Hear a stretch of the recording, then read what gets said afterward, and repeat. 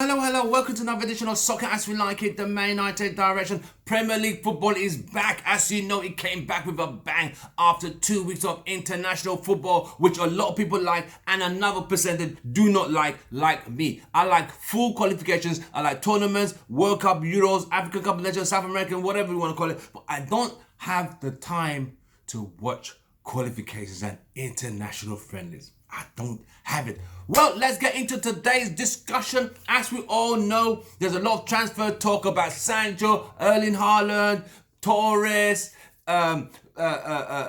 what's his name? The guy from Declan Rice, Neto from Wolves. There's so much pieces. So many players that are linked with Man United. Even my mate down the road, Billy the Butcher, had been referenced to join Manchester United. But this is where we are. So we kind of have to deal with it and try and decipher the reality, the dreamers, and the unrealistic views of who United are going to get. See what I mean? It is crazy, but this is the transfer world we live in today, so we have to get right into it. Let's start. Erling Haaland's manager, actually his manager or his agent, Mino Raiola, has decided I'm going to go on a globe-trotting tour and try and sell my golden nugget to the highest bidder. I'm going to start with the Bernabeu, I'm going to start with the Nou Camp, then I'm going to come to England, I'm going to go to Etihad, I'm going to go to Stamford Bridge. Then do I go to Old Trafford? I think about that part. So that's where we are. Then you have Sancho with the prize. United are still looking at Sancho, but the prize might drop. And another thing, Dortmund are struggling to qualify for Champions League. So if they don't qualify, does that mean Sancho and Haaland can force a move? Because Dortmund are the team that buys the youngest and brightest and best quality players and sell them for a bloody ton of wad. See what I mean? And that is what Dortmund do. Anyway, United have been linked to Koundé. Koundé, they say, is too expensive. United have now said, all right, what would be a plan B? They want something cheaper. Paul Torres, he's cheaper. Then there's Varane, who's cheaper, better. Who are United going for? But they did say, from what James Cooper said on Monday, compared to what Fabrizio Romano said on Thursday, Fabrizio said United are interested in Sancho. It hasn't changed, the interest hasn't changed. But he said Erling Haaland is kind of too expensive. And United do not want to spend all that money on one player. That they might, let's go to James Cooper. James Cooper said United might get one marquee player. Then try and look for deals, transfers, try and do like Roddy for Only Fools of the Horses, try and look for some savage players, cheap players, and try and fix them all together, roll into a nice plaster scene and scoop it together and throw them into the team. That's what happens. But look at it from a positive point of view. If we do get one marquee player, should it be the centre back, the centre defensive midfielder, or the striker, or the winger? Even though United need 4 players, those are the positions United need to fill. Centre back, central defensive midfielder, a right winger, and a centre striker. But it is what it is. If you look at my last videos, the one I did 2-3 days ago, it tells you where we are trying to go and what fans have. I've been getting a lot. Some guys were blasting me on Facebook for saying, why am I saying negative stuff? All I said was, you, my United family, you know as me, Tim Russell, I say it as it is. I'm not going to sugarcoat. I'm not going to just say, oh, United didn't play, they played badly, and I'm going to say, oh, they were unlucky. You know me. You guys have been following me for years, and I appreciate your support. To say that United are just sometimes making some deals that we can all see is not going to happen. But some people out there have said, I should keep my comments to myself. Okay, I stop keeping my comments, I keep my comments to myself, but end of the day, it's always going to be an egg on our faces. It's all right just saying we're going to get Haaland, but hey, you know where I stand on the Haaland situation. Do United have the money? 100 million cannot get you Haaland. United will not put all the eggs in one basket. Who's the marquee player? If we get Declan Rice as a CDM, but Declan Rice wants to go to Chelsea. See what I mean? But I tell you who's emerged. There's Neto from Wolves, a very good Premiership League proven Wolves Portuguese. Could you imagine him and Bruno connecting together? That would be fantastic, wouldn't it?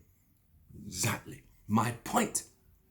But there's a youth player in United's academy who is currently loaned out, James Garner. Can he be the man to take the CDM position? He's just turned 20, but people say he's too young. He needs to go on. He was with Watford doing a good job. Watford sacked the manager, as they always do. The new manager did not feel given game time, so he went to Forest. But at Forest, he is running the show. But people say, oh, Tim, it's only Championship League. The Championship League is the next league beneath the Premiership. And it is so tough, it's so physical, it's like survival of the fittest. That's why you see, when teams get relegated, very few of them come right back. Because it's doggy eat dog in that league. Oh, you want to come down here and run right back? Now you're going to come through us to get back into the Premiership. The Premiership is the golden ticket. They play more games than the EPL. They play 40, I think, a season. Premier League is 38. It's so physical. It's so rugged. It's so tough.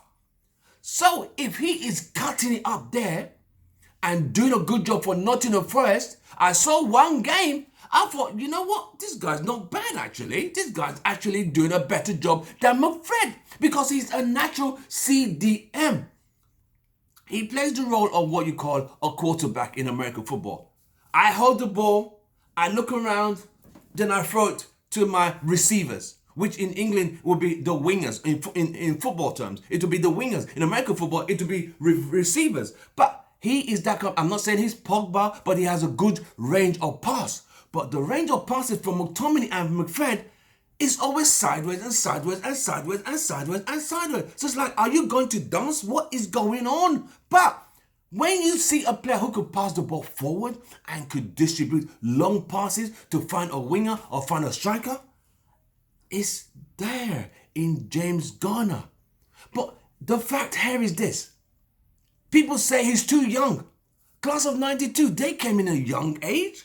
In the season 95-96, they came in. They had to play. Remember Alan Hansen saying that in 1996, match of the first game of the season, we lost to Aston Villa 3-1. You can't win anything with the kids. Okay? We won the double.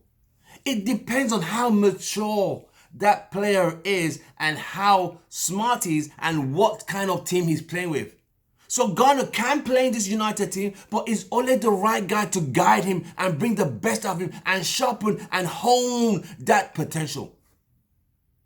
Hold that thought. Hold that thought. Tomorrow we got Brighton. Can United bounce back and get... The results today were absolutely crazy. Did anyone foresee West Brom demolishing Chelsea at the Bridge? 5-2? Yes, they had the players in the ball. What the heck? Then, as usual, I don't think anyone didn't expect City to beat Leicester. You see the City side?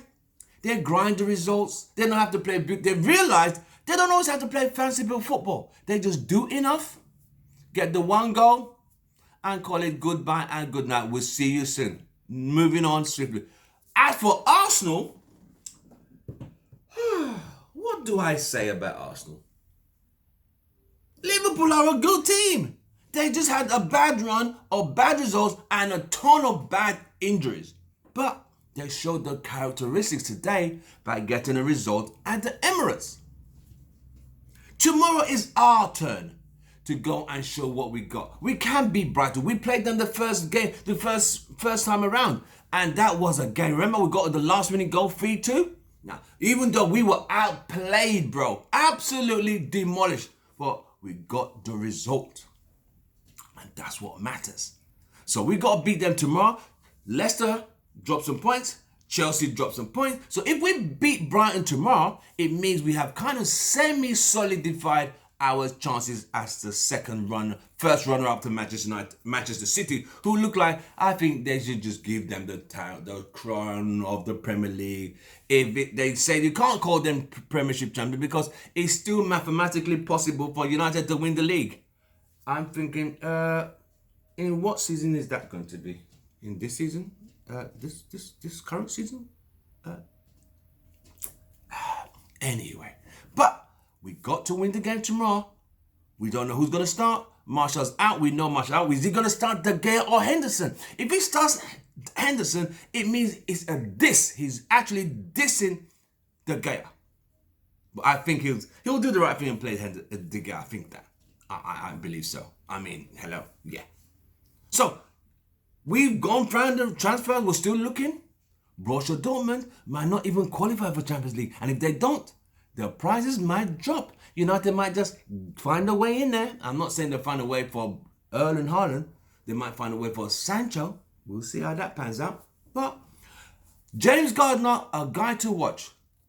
Should he go out for another loan next season with a Premiership team? That would be great. But does he have the quality to start? And not just playing the Carabao Cups and, you know what I mean. You know how Ole does it. He sticks to a team that he believes can do it. McFred, the Sideway brothers, the babysitting crew. Nah, bro. That back six, that cannot be going into the new season. I'm sorry, that whole back six is got to go. It's got to go. So, with much ado, I would now emphasize and categorically say, I think James Garner should be given a chance. Let him finish out his loan with Nottingham Forest. See how his summer goes. If he's that good, put him in. You got to give these people a chance. I mean, he's better. He might not have Premiership experience, but he has better quality football and vision than McFred, the babysitting crew. You see what I mean? And the sideway passes. So anyway, I'm Tim Russell. I will see you tomorrow. Don't forget to watch our videos, smash a like, tell us what you thought about today's Premiership games, especially the thrashing at the bridge. Ooh, that knocked me for 6, mate.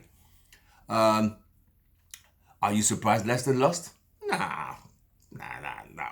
We would have hoped they'll lose, but you know what I mean? It didn't happen. You got to call it what it is. So, I'll see you guys tomorrow after the game. I'll interview the fans who watch the game, and you tell us what you think. Smash a like, drop a comment, and don't forget to subscribe. We're trying to get to our 4K target. Join us and help us get to that target by subscribing to our button, pressing the subscribe button, and posting our videos and sharing our content. I'll see you guys tomorrow. Take care and happy Easter. I'm Tim Russell. It's goodbye and good night.